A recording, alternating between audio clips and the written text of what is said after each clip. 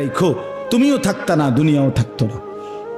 তুমিও যেমন মৃত্যু হবে, এই কায়নাতেরও মৃত্যু হবে। এই দুনিয়ার প্রত্যেক মানুষের মৃত্যু হলে সেটারে মৌত বলে, আর একদিন গোটা সৃষ্টি জগতের মৃত্যু হবে, সেটারে কেয়ামত বলে। সেটারে কেয়ামত বলে। কেউ থাকবে না। আল্লাহ কথাটা বারবার মনে করাইছে, তোমার যেমন মৃত্যু হবে, সৃষ্টি জগতেরও মৃত্যু হবে। ইজাস সামাউন ফাতারাত ওয়া ইদাল কাওয়াকিবুন তাসারাত। আল্লাহ বলছেন ইজা শামসু কুফিরাত।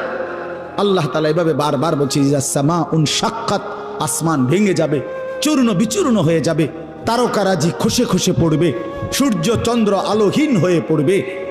আল্লাহ তাআলা বলেন ইদা রাজ্জাতিল আরদু রাজ্জা, জমিন পাউডারের মতো রেজা রেজা পাউডার হয়ে যাবে। আল্লাহ তাআলা বলছে পাহাড়গুলো তুলার মতো ধুলির মতো উঠতে থাকবে।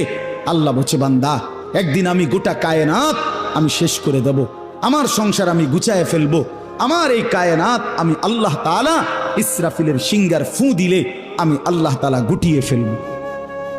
এই কথাটাই আপনাদের সামনে এখানে আমি শুনাইতে চাই। এই অল্প একটু শুনে আল্লাহ তাআলা এখানে এই কথাটাই তুলে ধরছেন কোরআনের বহু সূরায়, যে বান্দা এই সৃষ্টি জগৎ একদিন থাকবে না, কিয়ামত হবে, একদিন ইসরাফিল ফু দিবে। ইসরাফিল যেদিন ফু দিবে, কোরআনে এই বর্ণনাটা দুই ভাবে